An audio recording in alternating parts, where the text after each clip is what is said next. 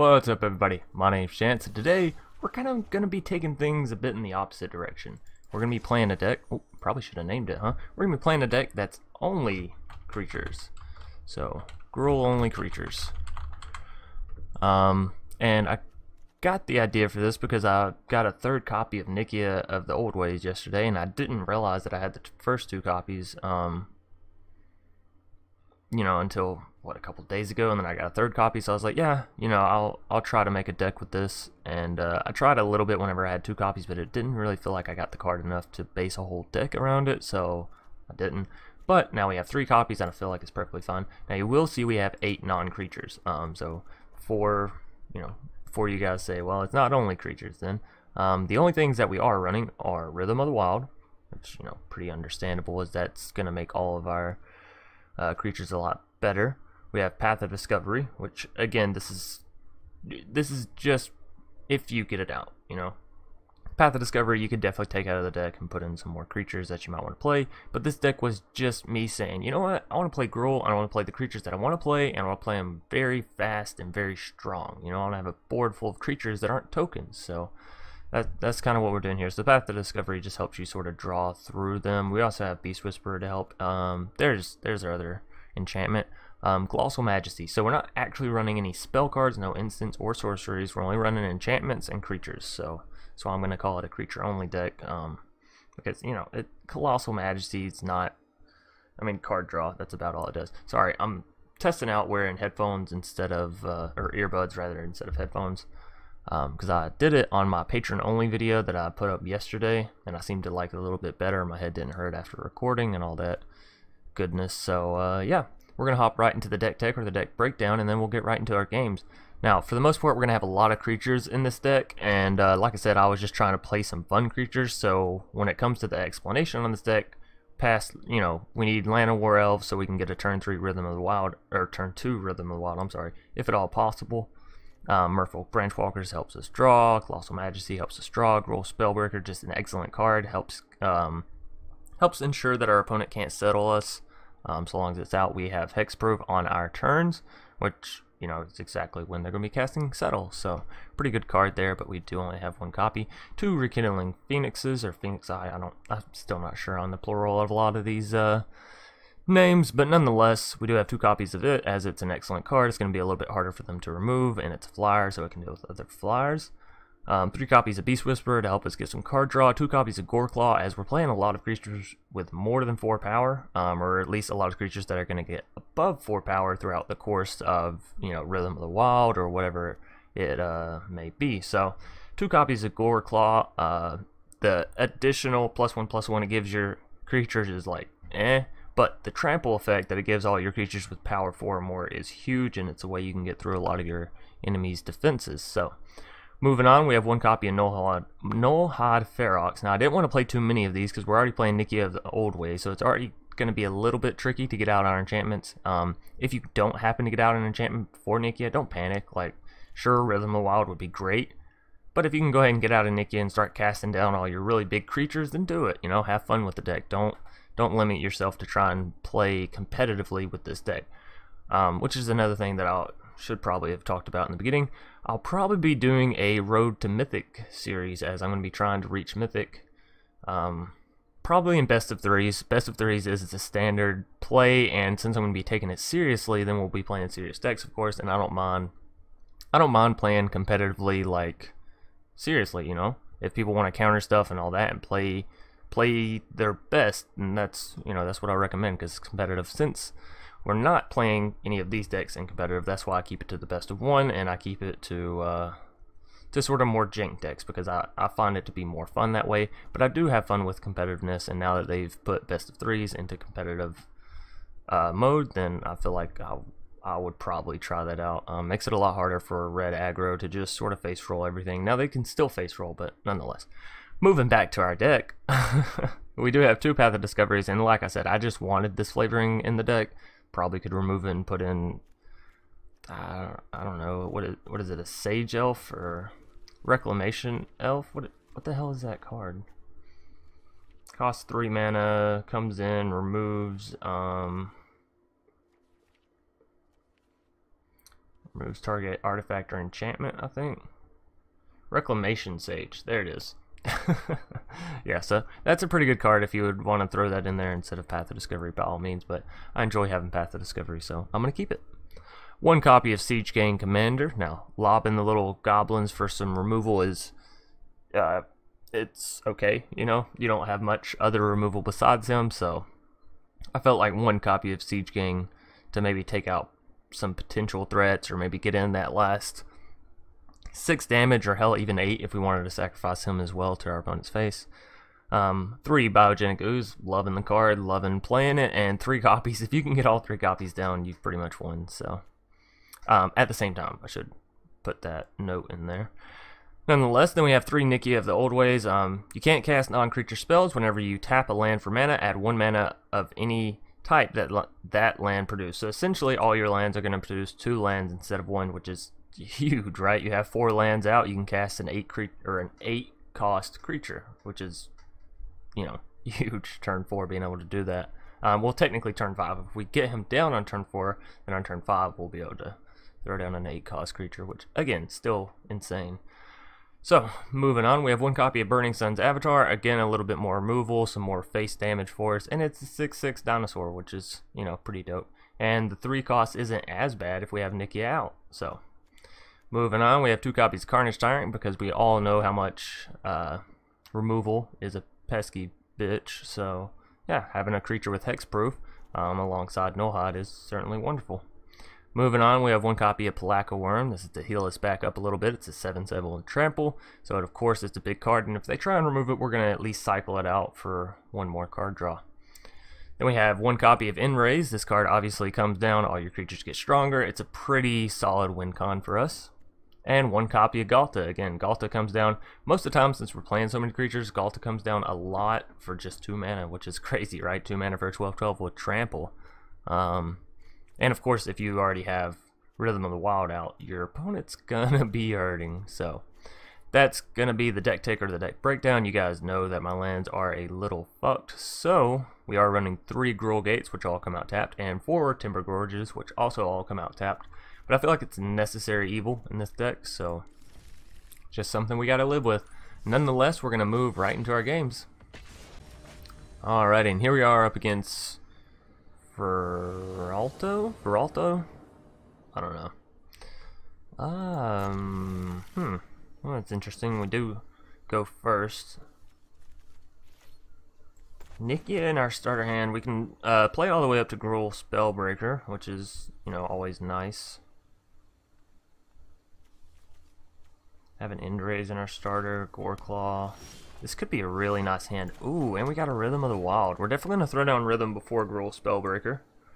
But everything's coming up pretty millhouse. Probably could have gotten an Elf, and this would have been, like, perfect hand. Like, maybe hold back the End-Raze, right? That's like a little bit too late. Just give me an Elf. If it would have given me a Llanowar Elf, we could have come out the gate swinging hard and fast. History of Benalia coming down for our opponents. Not going to be as threatening as there's the Elf. Of course, right on time. We'll have 4 mana. If I play the Elf, we'll already have the mana to play Nikya next turn. So that's what I'm going to do. I'll take the hit to the face from the night. I'd rather take 1 hit to the face from the night than when they come around to be 4 3s, have to take both hits because we only have a Gruul Spellbreaker. I'm not really willing to sacrifice it. Of course, I guess I could throw it down and put 2 +1/+1 counters on it, making it a 5/5. Anyways. Thief of Sanity. Well, that's not good. He's gonna get a whole lot of creatures to play, right? Alright, so let's tap a Llanowar. Red Source. Boom, boom, boom. And I'll get Nikya down.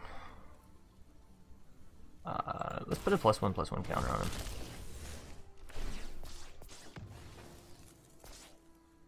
Alright, now his Thief of Sanity hits are going to be bad for us, right? Because he's going to get a creature pretty much every time. What do we do? We can already throw down an End-Raze. Which we may have to, right? Throw down an End-Raze, give him +1/+1 counter, 8/8, and a 8/8 swinging in with trample and haste. Yeah, we may just have to. Alright, so we'll kill one of the knights. We may just have to play it quick. Or I could go Goreclaw End-Raze. I could go Goreclaw and Gruul Spellbreaker next turn though, right? Okay, so ooh. This and a Goreclaw, right? This. Wait a minute. View battlefield. End-Raze is 8 mana. We have 8 mana there. Let's... I may have just counted wrong. Oh no, okay, we can play End-Raze. Wonderful. Alrighty. Let's see if our... Oh, it doesn't give him haste? Ooh, I did make a mistake. I thought End-Raze gave him haste. Oh well, my bad. We'll still have a heavy swing in here.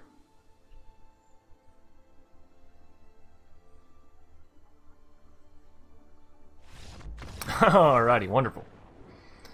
So, was that turn 5? I don't know if we played our lands out perfectly well, you know, every turn getting to play a land and whatnot, but yeah. So you guys can see the strength of the deck there. Just sort of playing things and rushing your opponent in the face. Works out very well, even though I miscalculated the End-Raze having haste. Nonetheless, we'll hop on into a game 2. Alright, and here we are up against Ice Dragon 1996. Cool, bro. We got the same birth year. I'm assuming that's his birth year.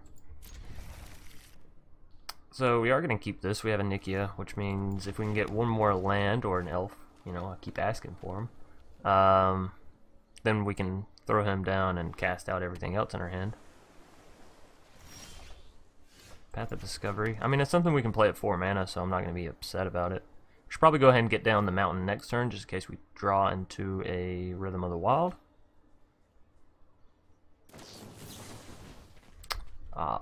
Probably up against the Drake deck, if I had to guess about it right. Maybe not, maybe some other jank spell-based deck.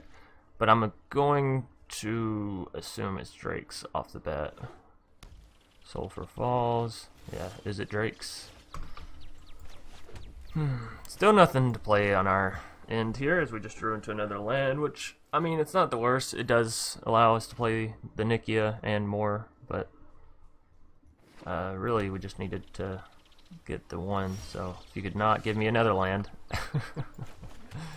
We'll go and throw down Path of Discovery. At least this way when we get Nikya out and our other creatures, we will start exploring. Don't counter it. Don't be playing an is it counter deck. That's never fun. Although it does make me a bit worried for our Nikya's sake when we go to play him. He won't be quite strong enough to... Although, he comes out as, what, a 5/5? So, our opponent would naturally have to spend a Lava Cool and a Shock at least. Well, they can play that. They can play a Lava Cool and a Shock. Ooh. Okay, so they're going to Is It Burn deck. I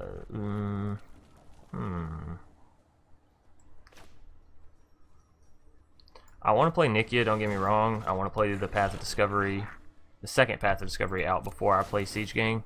But I really want to get these goblins down, so hopefully I can take out the Field and the Goblin Electromancer. We're going to keep End-Raze. I have a plan.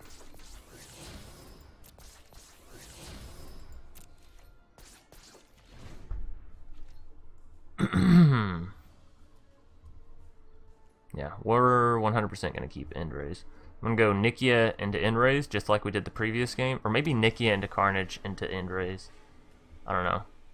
Nonetheless, we're going to go some combination of that, depending on how the game plays out, probably. And hopefully just sweep him. Now, we do have to remember End-Raze does not give our creatures haste. So if they can't already attack, it's not going to be worthwhile. So we probably should go Carnage T into End-Raze, right? That's fine. I'd rather him use the Lightning Strike on our Siege Gang commander than on our face holes, so that's perfectly a-okay with this guy. Let's go Nikya. And a Rekindling Phoenix. And we'll go all in, right? He's not going to block it with his Electromancer. He'll block 1 with his field, but we're still going to swing in for 4 damage, putting him down to 16, which is... oh. I mean, I'm fine with that trade. I'm perfectly fine with dealing 2 less damage and getting rid of his Electromancer. But as I was saying, End-Raze plus Nikya can do...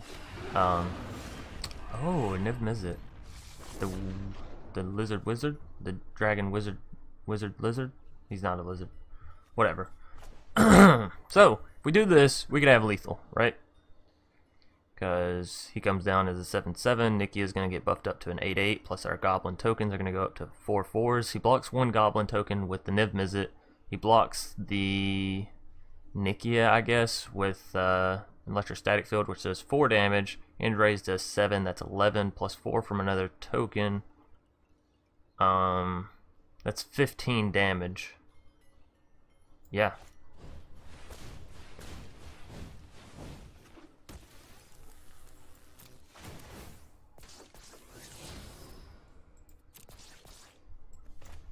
And let's go ahead and throw down the Rekindling Phoenix, because why not?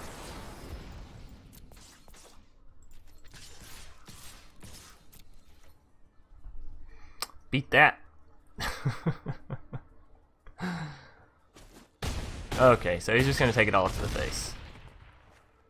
Alrighty, well, game 2 going to us as well, and you guys get to see the real strength of the deck. Now, I do think I'm going to call the video here. I know you guys only saw 2 games, but that's pretty much it, repeated over and over and over and over again. And I'm thinking I'm going to do a ranked draft, Ravnica Allegiance, and try and get that video up for you guys today as well. So, and I have work today, so I am a little bit pressed for time. Not super pressed for time, but if I want to do a draft run as well today, then I do need to go ahead and cut this video here.